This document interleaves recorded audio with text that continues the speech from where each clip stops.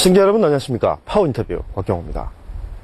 국내 중소기업들 가운데 규모는 작지만 뛰어난 기술력으로 세계 시장을 주름잡는 기업들이 상당수에 달합니다. 이 같은 기업을 두고 이른바 강소기업이라고 부릅니다. 파워인터뷰 오늘 이 시간에는 선박용 정화조 부문에서 글로벌 톱에 위치해 오른 주식회사 1승 신승화 대표를 만나 세계 시장을 주름잡는 작은 벤처기업의 성공 이야기를 들어보겠습니다.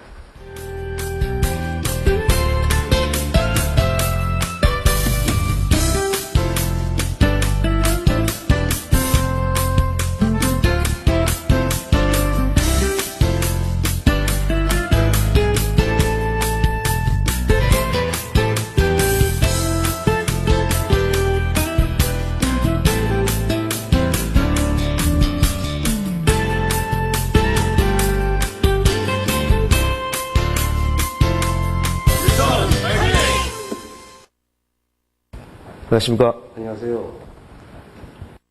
주식회사 1승은 선박 기자재 업체 가운데서는 꽤 유명한 업체로 알려져 있는데요. 우선 간략한 회사 소개를 부탁드립니다. 예, 저희 회사는 1988년 7월 7일 날 창립을 했습니다. 당시에는 중소형 선박에 들어가는 선박용 기자재를 시작을 했고요. 그 이후에 91년도에 그 바닷물 가지고 먹는 물을 만드는 증발식 조수기를 개발하게 됐습니다. 그 당시에 상공부 시절이었습니다. 상공부에서 조선 기자재 국산화계의 해당 품목이었습니다. 그래서 저희들이 국내 최초로 증발식 조수기를 개발하게 되었고요. 그 이후로 저희들이 지금 생산하고 있는 스위지 트리트먼트 STP라고 하는 선박용 정화조 그걸 개발하게 되었는데 요즘 들어서 이제 해양 오염 환경 때문에 뉴 레귤레이션이 적용되면서 저희들이 개발을 다시 박차를 하게 된 겁니다. 국제해사기구, 즉 IMO에서 오늘 2010년부터 강화된 선박 정화조 기준을 제시하지 않았습니까? 어떤 내용인지 설명을 좀 해주시죠. 선박 처음 시작하는 작업, 첫째 작업을 킬링이라고 하는데 킬링되는 시점이 2010년 1월 1일 이전에 되는 선박은 올드 모델, 그러니까 구법에 따르고 10년 1월 1일부터는 새 법에 적용을 받게 된 것인데요. 그것이 해양 오염 방지를 더 강화시킨 것입니다. 그동안의 해양 오염 방지를 위해서 정화조에서 배출되는 그 배출수는 뭐 아주 미약하게, 검사 범위가 아주 미약했었습니다. 근데 그 검사 항목도 늘어나고 수질 개선도도 굉장히 높게 책정을 해서 세계 여러 나라가 이것 때문에 굉장히 고민을 하고 그것에 따라서 개발을 했습니다마는 외국의 업체도 두 군데밖에 개발을 못했을 당시에 저희들이 2년 전 2월 달에 개발을 하게 된 것입니다. 그 회사가 개발한 정화조 명칭이 STP로 그 일종의 해양오염 방지시설로 이렇게 알고 있는데요. 그 제품을 개발하신 과정이나 특징이 있다면 소개를 좀 부탁드립니다. 과정은 저희들이 어차피 그걸 개발하지 않으면 문을 닫아야 되는 입장입니다. 어느 나라의 STP라는 게 스위지 트리트먼트 플랜트인데 그거를 생산하는 업체는 뉴 레귤레이션에 적합하지 않으면 문을 닫거나 개발을 빨리 해서 판로를 찾아야 되는 상황이었습니다. 그래서 저희들이 그거를 하기 위해서 2년 동안 저희들이 가지고 있는 모아놨던 모든 재원을 투자를 해서 그것을 개발하게 되었던 것입니다. 가장 소형화, 가장 비용이 적게 드는 그 다음에 설치 비용만이 아니고 운전 비용도 저희들은 멤브레인을 가를 필요도 없고 강한 염소를 투여할 필요도 없고 중화장치도 필요 없이 그냥 탱크에 들어와서 나가는 배출구까지만 가면 정화가 되는 그래서 AS 비용이 들지 않는 그러한 방법을 채택한 결과 현재 그 세계 선박용 그 정화조 시장은 유럽 3개사와 그 주식회사 1승 이렇게 4개사가 경쟁 체제이지 않습니까? 유럽 제품들과는 어떤 차별점이 있는지 궁금합니다. 유럽 회사가 만드는 방식은 고가의 장비를 이용을 해서 정화시키는 방법입니다. 그러니까 누구도 그것을 만들기는 그 고가의 장비만 설치를 하면 다 되는 그런 방법입니다만 요새 이명박 정부 들어서서 녹색 산업을 얘기하시듯이 저희들 제품은 그런 고가 장비 없이 자연 순환 방식입니다. 자연 정화시켜서 그 들어오는 오수를 깨끗한 물로 아마 다음에 기회가 되신다면 보시면은 저희들은 물이 보통 집에서 쓰는 수돗물과 똑같은 그런 정도의 순도를 가지고 이렇게 물을 배출시키는 장치를 만든 겁니다. 그렇다면 현재 그 세계 선박용 정화조 시장 규모는 그 어느 정도이며 또 시장 판도는 어떤지 궁금합니다.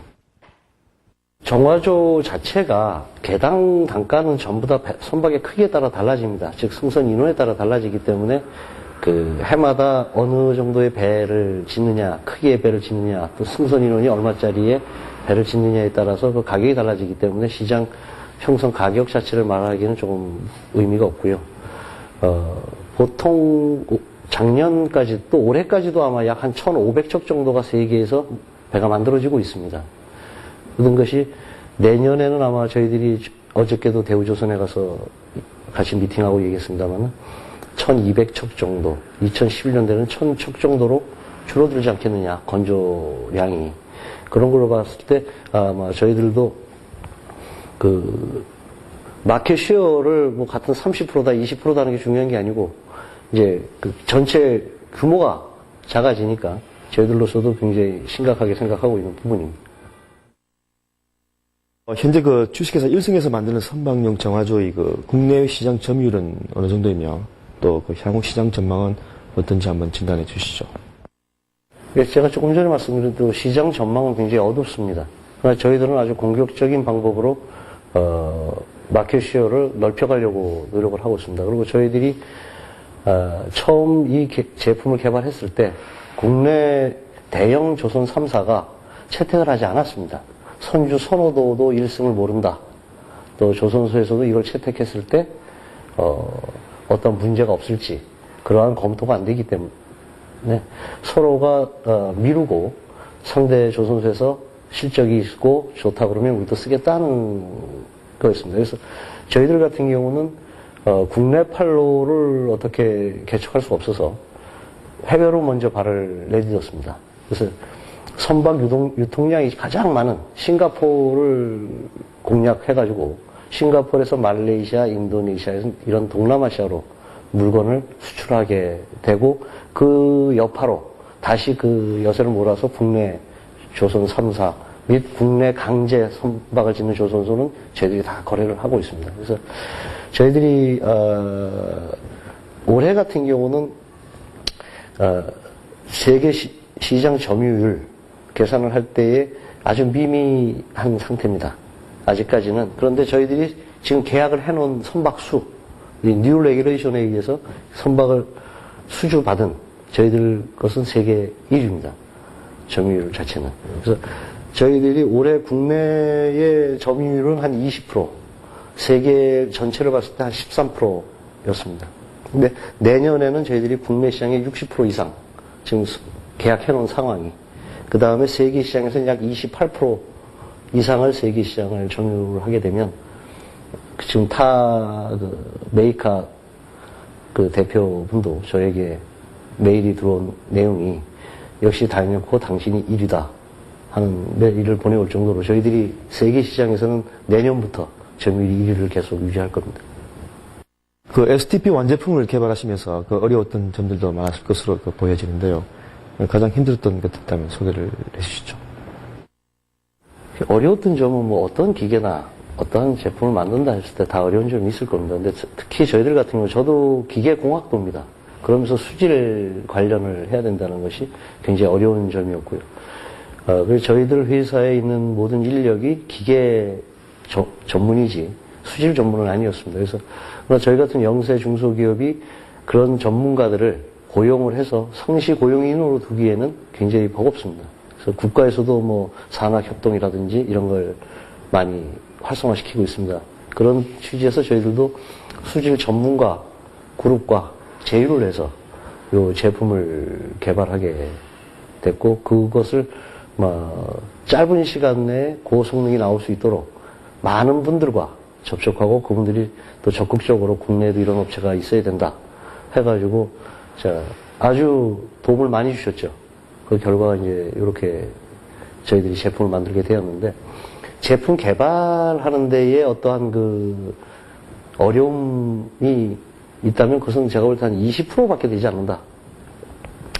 나머지 어려움이 더 큽니다, 사실은. 개발하는 데 대한 어려움보다는 첫 번째 그 승인 과정이 있습니다.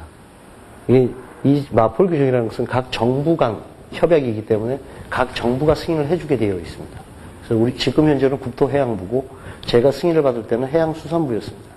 그러니까 노무현 정부 말에 저희들이 이것을 개발을 하고 승인을 받는 과정에 이제 관에 계신 분들은 이제 해양수산부가 없어지는 며칠 뒤에 해양수산부가 없어지는 그런 상황이었습니다. 그러니까 이명박 정부 들어서면서 국토해양부로 바로 변경이 되었으니까요. 그러니까 그분들이 이거를 과연 세계에서 승인을 해준 나라도 두 군데밖에 없고, 이게 우리나라가 아시아에서 첫 번째고 세계에서 세 번째로 승인을 해줘야 되는데, 이걸 어떻게 해야 되는지를 굉장히 고민을 하셨던 것 같습니다. 그러다 보니까, 그 승인받는 과정이 너무도 어려웠습니다, 저한테는. 그래서 이런 거는 어떤 정부 차원에서도 지원이 어떤 것이 개발됐을 때 외국처럼 빨리 그 레귤레이션을 이해하고 거기에 대해서 맞춤식 그 어떤 규제를 풀어주는 것이 가장 좋지 않겠느냐는 생각입니다. 선박용 정화조와 함께 그 선박용 그 증발식 조수기도 함께 개발하셨지 않습니까? 현재 그 증발식 조수기는 회사 전체 매출의 한 30% 정도를 차지하는 걸로 알고 있는데 어떻습니까? 창립해가지고 2년 만에 증발식 조수기를 아까 말씀드렸듯이 그 당시 상공부에서 선정한 조선기자재 개발, 국산화 개발 과제 했던 것을 저희들이 최초로 개발을 했습니다. 개발을 해가지고 또 그 다음에는 요 뒤에 나오는 제품입니다만은 플레이트 타입 조수기라는 것이 있습니다. 두 가지를 다 개발을 했는데 저희들이 국내에서도 개발을 최초로 해놓고 국가에서 지정을 했는데도 그래서 국가에서 개발 과제 준 것을 성공했다고 발표까지 했었음에도 국내 관청에서 사용하는 조수기도 사용하지 않으려 했습니다. 국내품을. 어떤 신뢰도 문제였겠죠. 그러나 지금은 많은 곳에서 사용을 하고 있습니다만은, 대형 조선 야드, 그러니까 뭐 대우, 현대, 삼성이라든지 이런 대형 야드 외에 중소형 조선소에서는 저희들 제품을 다 채용을 하고 있습니다. 주택을. 근데 그 30% 선을 넘으려면 매출에서 넘으려면 저희들이 그 대형 야드하고 계약을 해야 되는데 대형 야드에서는 그 굉장히 꺼립니다.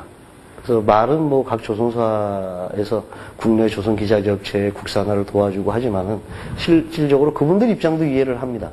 선주들 요구가 자국 거를 써라든지 세계적으로 유명한 걸 써라든지 하는 부분도 있을 거고 또 한 가지는 조그만 중소기업에서 만든 제품에 대해서 과연 신뢰를 해주지 않기 때문에 저희들이 보통 요 증발식 조수기에서 나오는 물의 순도는 약 10ppm입니다. 거의 증류수 수준입니다.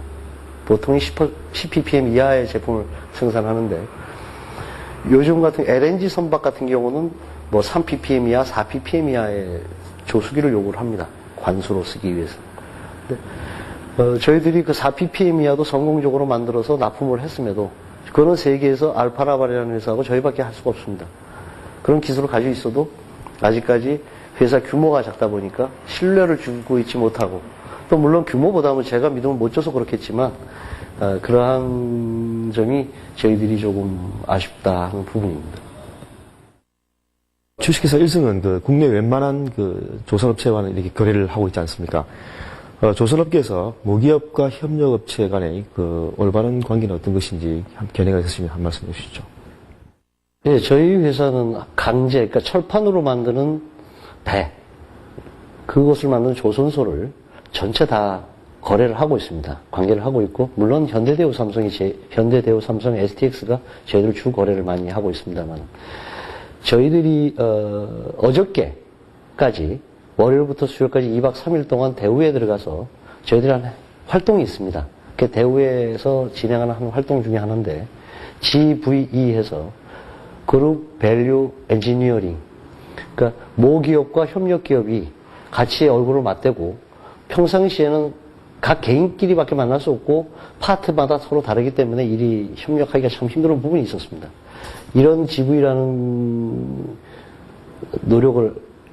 노력으로 인해서 모든 참석할 수 있는 모든 부서의 직원들이 다 참석을 합니다. 그래서 원가 절감, 또 기술 향상, 그 다음에 모기업에서 협력기업에 지원해 줄 거, 또 협력회사가 모기업에 이러이러한 부분은 이렇게 수정을 해주는 것이 가장 효과적이지 않느냐는 서로의 의견 교환, 그 다음에 그에 대한 결과물을 낼 수가 있었습니다. 그래서 향후에도 제가 대우 조선해양에 그날 어저께 마지막 나오면서 부탁을 했습니다만은 이런 기회를 좀 자주 가져서 서로가 원가 절감할 수 있고 기술 향상할 수 있는 기회를 많이 가져줬으면 좋겠다 하고 부탁 말씀을 드렸듯이 다른 조선소에서도 이러한 활동을 많이 해주고 또한 국산화가 개발이 되면 언제든 그 회사를 써줄 수 있는 긍정적인 마인드로 해야만 어떠한 지금 저희들이 하는 아이템은 대기업에서 할 수 있는 아이템은 아닙니다.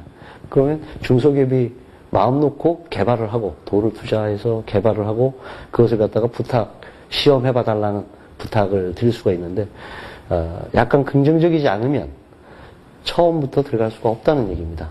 개발. 그래서 저희가 SDP 가지고 싱가포르에 가서 판매를 시작을 했듯이 이러한 눈은 다시 한번 있지 않았으면 좋겠다 하는 게 제 바람입니다.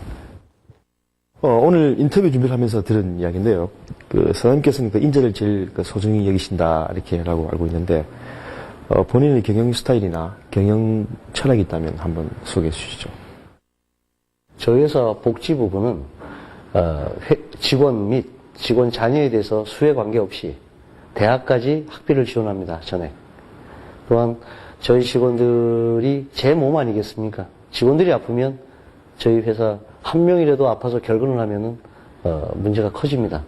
그래서 1년에 2번 봄, 가을로 보약을 한의사를 초빙해가지고 진맥하고 해서 한약을 저희들이 직원들한테 제공을 하고 제가 평소 생각하던 것은 어떠한 능력을 가진 자보다는 열정을 가진 자를 저는 원합니다.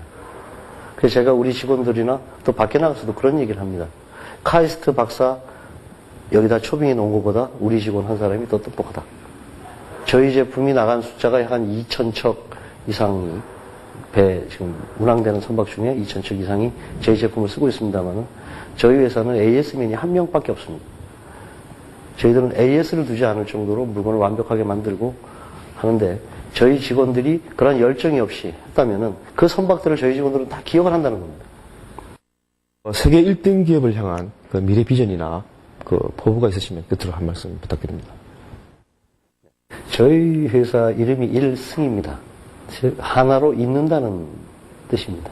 그래서 제가 조선은 만들지 못하지만 배를 건조할 만한 능력은 안 되는 사람이지만 배에 들어가는 기계, 제 전공이 선박 기계입니다. 그래서 선박에 들어가는 기계를 다 한번 만들고 그것을 세계 제품으로 올려놓겠다. 그것이 저희가 노동력이 많이 필요한 조선 산업에서 조선 산업 자체는 중국으로 넘어갈 수 있을지 모르지만 아마 조선에 관련된 기술을 저희들이 1등을 가지고 있다면 아마 중국에 가서 배는 하청식으로 짓더라도 그 기술 가지고 그 시장을 계속 점유할 수 있지 않겠느냐. 지금도 유럽의 유명한 조선 기자재 업체들은 한국에 많은 양을 수출을 하고 있습니다. 저희들이 껍데기는 진짜 100% 저희들이 손으로 만들고 있습니다만 거기 들어가는 중요 기자재가 아직까지 국산화가 안 된 것이 너무도 많습니다. 그래서 제 꿈은 그러한 것들을 전부 다 국산화해서 그것이 세계의 인류 기업으로 돼서 모든 나라에 떠다니는 배, 저희 제품이 달리는 것을 희망하고 있습니다.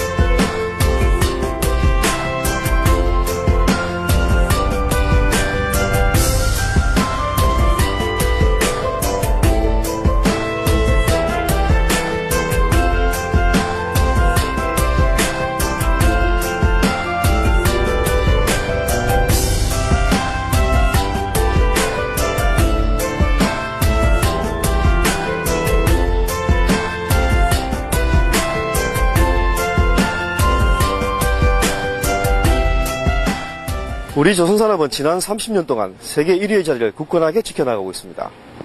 아직까지도 조선업계의 세계 1위부터 4위까지의 기업이 모두 우리의 기업들인 것입니다. 국내 조선산업이 이처럼 30년 동안 글로벌 톱의 자리를 지켜내기까지는 오늘 소개해드린 주식회사 1승과 같은 강소기업들의 숨은 노력 없이는 불가능했을 것입니다. 조선업계의 글로벌 경기 침체가 장기화되고 있지만 향후 전망이 결코 비관적이지만은 않은 것도 세계 최고를 자랑하는 우리 조선 기업들의 끊임없는 위기 돌파 노력을 대다수 국민들이 믿고 있기 때문입니다. 파워 인터뷰 다음 시간에 다시 찾아뵙겠습니다. 고맙습니다.